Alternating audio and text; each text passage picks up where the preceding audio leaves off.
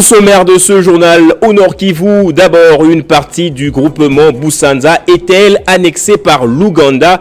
En tout cas, c'est ce qu'alerte la population locale depuis un certain temps. Une position relayée depuis par les élus. Selon les habitants, une délégation ougandaise est entrée dans le groupement et a placé de nouvelles bornes en territoire congolais. Et toujours au Nord Kivu, cette fois c'est l'armée qui alerte sur le repositionnement des rebelles du M23 qui se redéploient en territoire de Massissi et de Nyiragongo, violant ainsi les accords de cessez-le-feu. Les FARDC considèrent cela comme une énième provocation et se disent prêtes à parer à toute éventualité. Le monde célèbre ce 28 septembre la journée internationale de l'accès universel à l'information. En RDC, de plus en plus de journalistes sont arrêtés dans l'exercice de leurs fonctions, ce qui met à mal ce droit intimement lié au droit de la liberté de la presse. Et en Algérie, les autorités ont mis fin à l'enseignement du programme scolaire français dans les écoles privées. Le pays tente d'effacer la langue française au profit de l'anglais. Bonjour à tous et bienvenue dans ce journal. Au Nord Kivu, la population du groupement de Busanza dans le territoire de Rutshuru alerte sur l'annexion d'une partie de la RDC au territoire ougandais. Ce constat avait été fait, dit-elle, depuis qu'une délégation ougandaise avait commencé à placer des nouvelles bornes sur le territoire congolais. Conséquence, les villageois ne savent plus accéder à leur champ de Mungwa en territoire de Rutshuru. Et pour en parler, nous sommes justement en ligne avec Hope Sabini. Il est député provincial élu de Rutshuru. Bonjour monsieur le député. Confirmez-vous donc cette nouvelle? Les Ougandais ont-ils déplacé les bornes qui délimitent la frontière entre leur pays et la RDC? Ces informations font état que les militaires ougandais auraient déplacé les bornes frontalières entre la République démocratique du Congo et l'Ouganda, et que donc nous pouvons demander que une commission ad hoc soit mise sur pied, et que donc des experts en commission mixte puissent aller sur le terrain, les gens de l'Ouganda et du Congo, pour essayer un peu d'examiner la situation. Ce n'est pas la première tentative, c'est la deuxième, parce que à ce temps, il y avait encore la tentative sur la limite liquide entre la République démocratique du Congo et l'Ouganda, et donc c'est au lac Edouard. Et que donc, si l'Ouganda continue à développer des velléités expansionnistes, ça vaut la peine que tous les accords bilatéraux signés entre la République démocratique du Congo et l'Ouganda puissent être suspendus en attendant qu'on puisse réexaminer la situation. La zone est sous le contrôle, d'une part, des éléments du M23 et d'autre part des militaires UPDF déployés dans le cadre du mécanisme régional l'EAC, et que donc les populations sont décriées parce que parmi certaines populations congolaises, il y avait des gens qui cultivaient dans cet espace-là. Maintenant, dès que l'espace est viré pour devenir une terre ougandaise, les populations congolaises n'ont plus le droit d'aller effectuer leurs travaux champêtres normaux. Et que donc, comme la zone est contrôlée aussi par des militaires EAC et d'une autre part par des militaires d'IM23, ça présage que c'est déjà la récupération des terres qui a déjà commencé, et comme l'avait annoncé le président rwandais Paul Kagame. Donc la situation maintenant risque de prendre des allures sécuritaires graves et inquiétantes. Merci beaucoup Hope Sabini pour cette précision. Et de l'autre côté, c'est l'armée qui dénonce la violation du cessez-le-feu par le M23, soutenu par les Rwandais qui tentent de réoccuper les collines de territoire de Massissi et celui de Nyiragongo. Les FARDC ont pris à témoin la communauté internationale et disent être déterminés à parer à toute éventualité. Le communiqué de l'armée est lu ici par le lieutenant-colonel Guillaume Njike Kaiko. À la connaissance de l'opinion tant nationale qu'internationale, que nonobstant le respect du cessez-le-feu par les forces armées de la République démocratique du Congo, comme l'exigent les différents accords des chefs d'État de la communauté des États d'Afrique de l'Est, les terroristes du M23 appuyés par l'armée rwandaise s'évertuent à saboter les 10 accords. C'est depuis l'adresse de son Excellence, Monsieur le Président de la République, chef de l'État, l'autorité suprême a réaffirmé le refus de tout dialogue direct avec les terroristes du M23/RDF. Ces derniers ont réoccupé des localités jadis abandonnées dans le cadre du cessez-le-feu. Il s'agit en l'occurrence des collines de Kibarizu, Kabarakasha, Kirumbu Bukombo, Rugogwe, Busumba et Burungu en territoire de Massissi, la colline de Ruunda et Kibumba en territoire de Nyiragongo. Et dans l'actualité également, on clôture ce jeudi du premier salon de l'innovation et de la transformation rurale de la SADC. Ces travaux s'inscrivent dans l'objectif de promouvoir l'entrepreneuriat rural durable et sont organisés par le ministère du Développement rural en collaboration avec l'Agence de développement de l'Union africaine ainsi que le Programme alimentaire mondial et l'Organisation des Nations unies pour l'alimentation et l'agriculture. Dans ce reportage, on revient sur ce qu'a été l'ouverture avec le commentaire de Jean-David Kilolo. C'est le vice-premier ministre, ministre de l'économie nationale Vital Kamerhe qui a représenté le premier ministre Samalou Kondé qui a lancé le premier salon de l'innovation et de la transformation rurale de la SADC. Et les présentes assises s'inscrivent dans la droite ligne de la vision de son Excellence, Monsieur le Président de la République, Félix-Antoine Tshisekedi Tshilombo.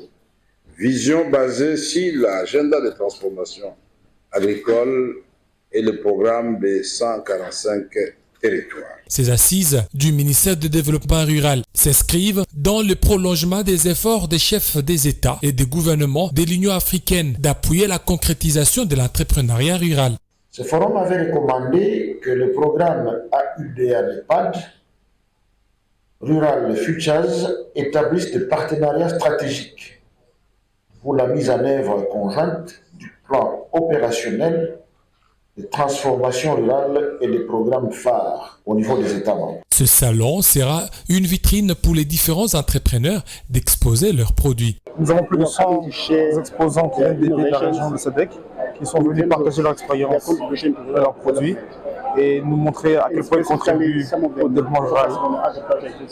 Nous voulons que la FAO nous accompagne, nous donne des moyens, des équipements, et parce que les jeunes n'ont pas de moyens financiers, nous leur donnons les compétences. Si la FAO leur accorde les équipements et les fonds de roulement, ils seront des grands entrepreneurs. Les conclusions qui sortiront de ces assises permettront aux décideurs de mettre en place des programmes, des investissements innovants capables d'apporter des solutions à la problématique des transformations rurales.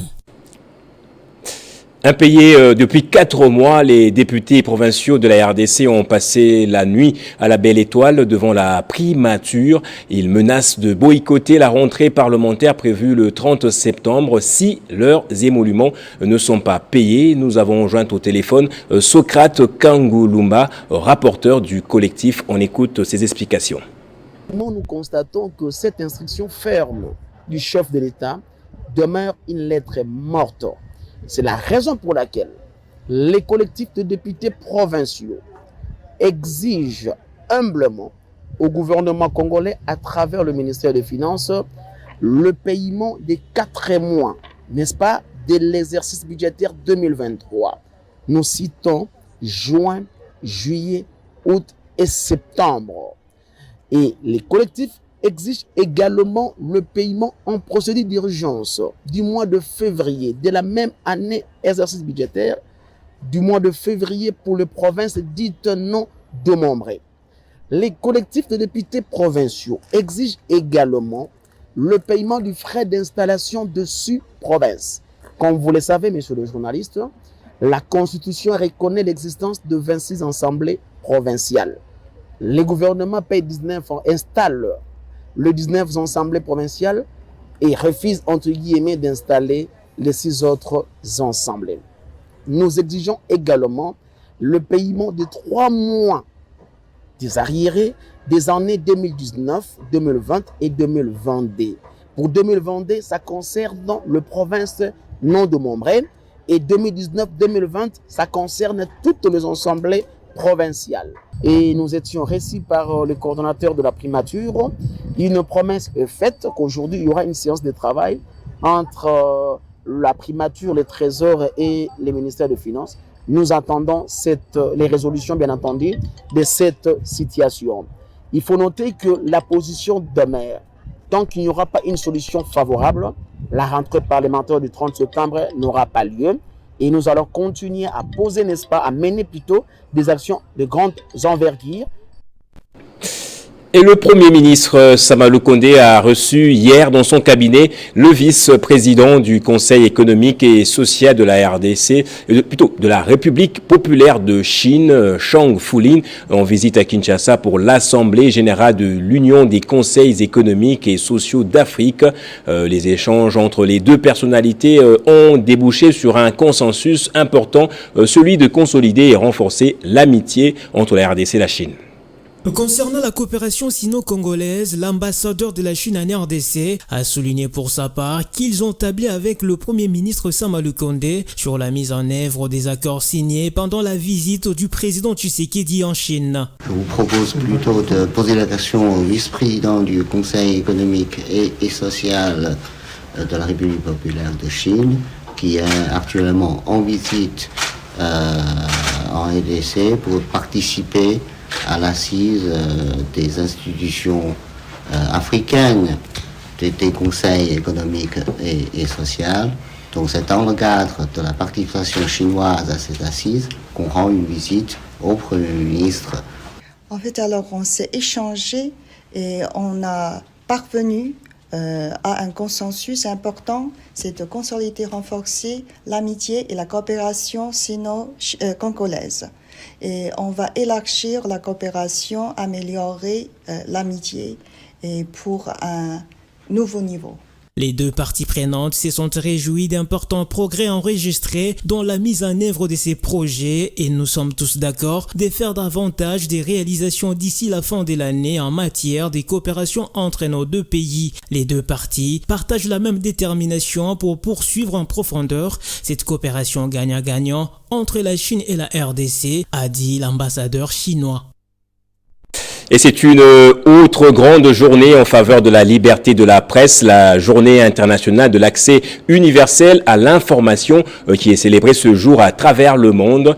Il fait partie, justement ce droit fait partie intégrante du droit à la liberté d'expression. Jean-Marie Kassamba, président de l'UNPC, a déploré les difficultés d'accès à l'information contre lesquelles sont butés les journalistes congolais. Et autre chose à présent, l'heure est à la redynamisation au sein de la Commission nationale de censure des chansons et spectacles. L'avocat général Vincent Bichia l'a dit hier, mercredi, lors d'une réunion de prise de contact avec les agents et cadres de cet office.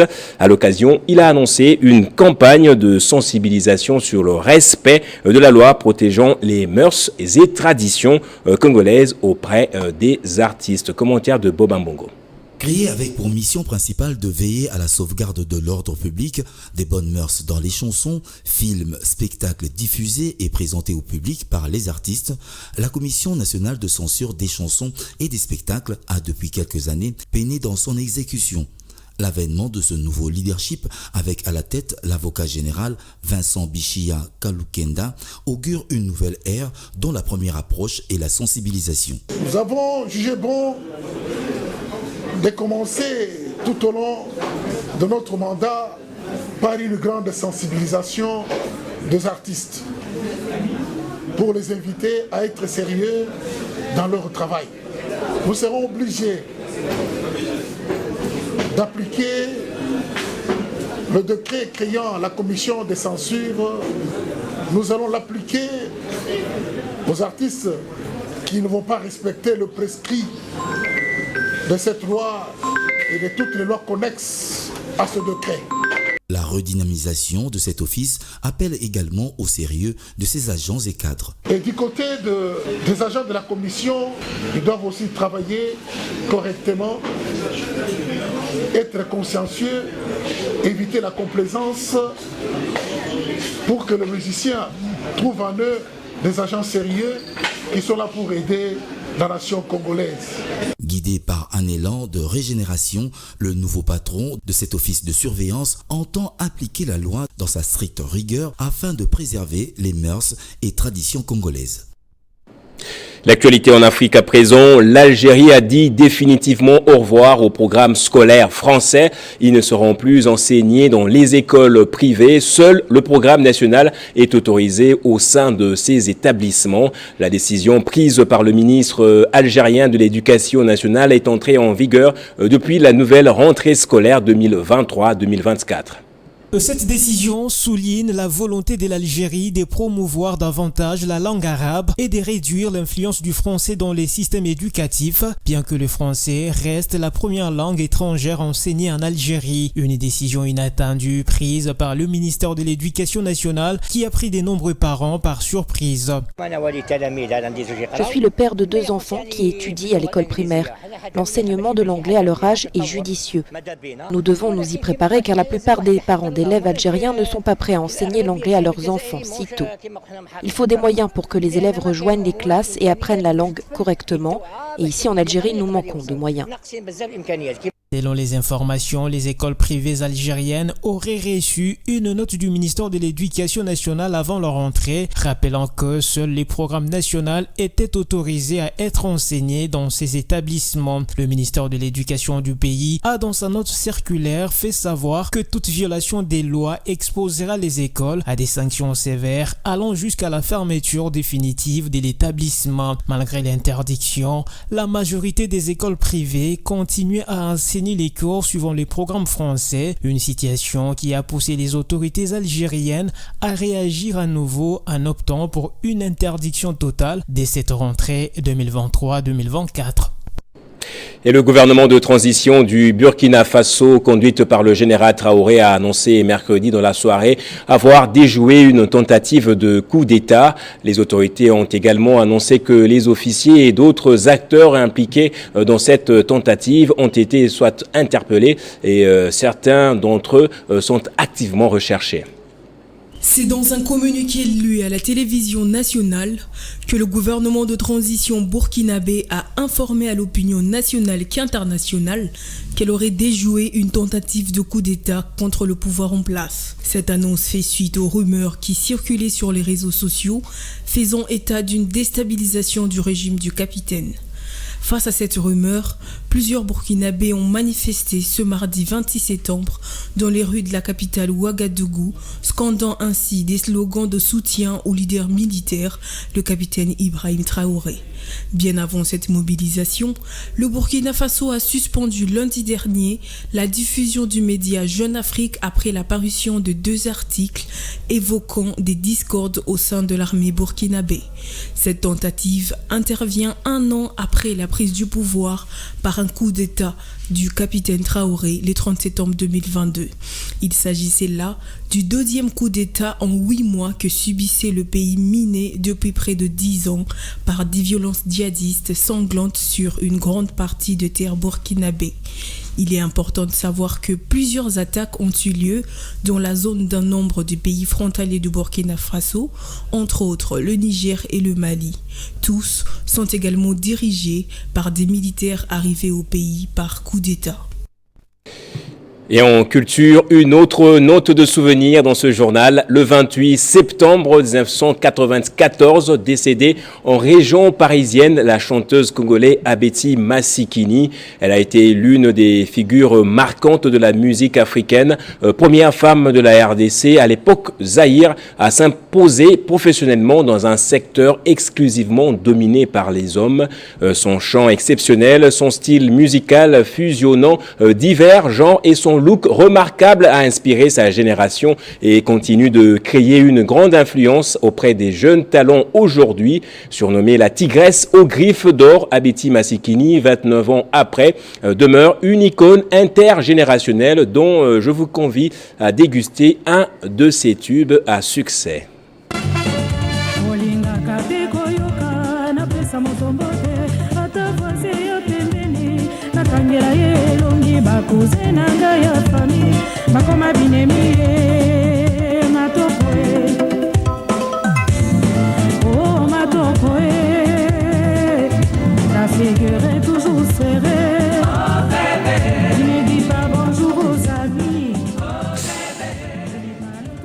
C'est par cet extrait de la chanson Bébé Matoko que nous prenons le rappel des titres à présent.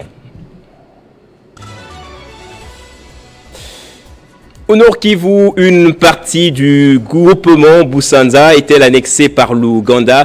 En tout cas, c'est ce qu'alerte la population locale depuis un certain temps, une position relayée depuis par les élus.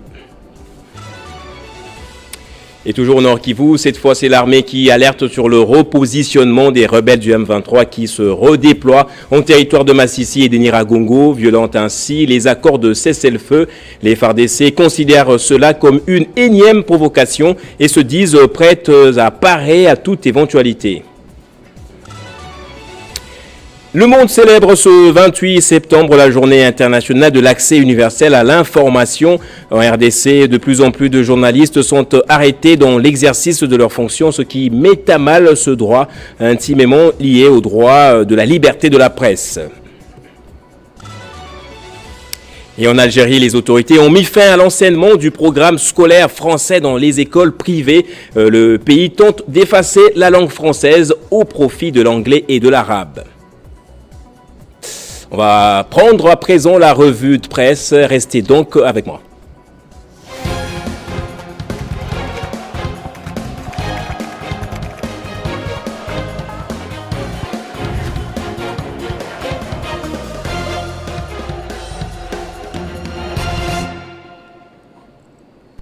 Et la lecture des journaux pour ce jeudi, c'est avec Bédrine Kenge que l'on va retrouver de l'autre côté du studio. Bonjour Bédrine et bienvenue à vous. Bonjour Gaëtan et merci. À la une de votre revue de presse, les manœuvres de Martin Fayoulou à 3 mois des élections. Oui Gaëtan, l'opposant Martin Fayoulou s'est finalement réveillé du sommeil et fait tout ce qui est à son pouvoir pour rattraper finalement le train des élections qui est en pleine vitesse. Tenez, le président de l'engagement pour la citoyenneté et le développement a introduit une requête à la Commission électorale nationale indépendante afin de déposer les candidatures de membres de sa plateforme pour les prochains scrutins. D'après Élection.net, qui a cité une source proche du candidat malheureux à la présidentielle de 2018, son leader va bel et bien participer à ces élections. La première question qui nous revient, c'est pourquoi ce revirement? Après autant de critiques sur le processus électoral qualifié de biaisé par lui-même, faute de consensus et de l'audit externe de son fichier. Selon ce proche du président de l'ECD, ce changement de position est justifié par la demande des milliers de Congolais vivant à l'étranger et au pays. Et ce sujet alimente les débats à ce jour. Nous renseigne de Poste avec son titre « Fayoulou revient dans le jeu et ça fait jaser ». Radiocapi.net. Pour sa part, rappelle qu'en juin dernier, Gaëtan, le parti de Fayoulou avait conditionné les dépôts des candidatures par l'audit du fichier par un expert, par un cabinet extérieur compétent. Et n'a pas trouvé gain de cause 3 mois après. Martin Fayoulou s'est décidé de courir enfin pour prendre part à ces élections. Certains Congolais demeurent critiques quant à ce changement inattendu, mais d'autres par contre estiment que c'est le seul moyen pour permettre à Martin Fayoulou d'inverser la tendance qu'il cite nommément et de construire un état de droit assurant la séparation de pouvoir. Et pour la petite histoire, il avait déclaré après avoir été investi candidat par son parti SID lors de son congrès en juillet 2022 à Kisangani, pointe les sites d'information AA.com. Et la tentative de coup d'État déjouée au pays des hommes intègres a intéressé aussi les médias du continent. Effectivement, Gaëtan, pour le quotidien aujourd'hui au Burkina, dans la nuit de mardi à mercredi, les gardiens naturels d'IB, Ibrahim Traoré, et de la transition ont sonné les tocsins à partir de plusieurs points de la capitale Ouagadougou. Ces e-boys, ces veilleurs donc via la toile appelés les Ouagalais à sortir dans les rues car d'après eux un putsch était en branle contre IB, un neveu du président Alassane Ouattara. Bamori, c'est son nom, qui travaille à Ouaga, a même été indexé comme finançant les 10 coups d'État en complicité avec des militaires. Ces derniers, à démentir, élèvent le journal disant n'être pas concerné ni des près ni des loin par cette affaire. Et la stratégie a marché puisque plusieurs centaines de pro-IB sont sortis klaxonnant dans les rues et publiant des propos où les ennemis de la transition étaient fustigés et mettant en garde plutôt tous ceux qui grenouilleraient pour renverser IB. Et les sites d'information waketsera.com précise pour sa part, d'après le parquet militaire burkinabé, 6 officiers sont impliqués dans cette tentative avérée de coup d'État. 4 ont été mis aux arrêts et 2 sont en cabale. Et rappelons que récemment, Jeune Afrique.com avait publié des articles évoquant justement des tensions au sein de l'armée burkinabé, ce qui lui avait attiré des foudres des autorités burkinabées qui ont ordonné justement le lundi dernier la suspension de tous les supports papier et numériques de Jeune Afrique au Burkina Faso. Merci beaucoup Bédine Kenge pour cette revue de presse. Merci à vous autant Gaëtan. Merci à vous aussi d'avoir suivi ce journal. Merci infiniment de votre fidélité. Très bon après-midi chez vous, madame, monsieur.